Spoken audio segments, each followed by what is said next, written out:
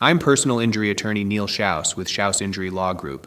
In California, collision and comprehensive car insurance help cover damage to your own vehicle.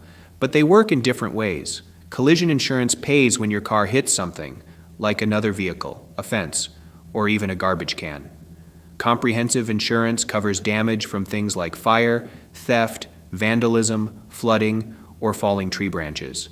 Unlike liability insurance, which covers other people's property when you're at fault, collision and comprehensive policies protect your own vehicle. They're optional in California, but if you lease or finance your car, your lender will likely require them.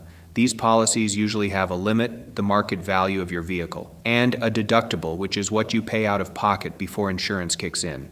Common deductibles are $100, $200, or $500 for collision, and up to $1,000 for comprehensive. If your repair costs exceed about 3/4 of your car's value, your vehicle may be considered a total loss. You can even choose to keep the car, though your payout will be reduced by the salvage value.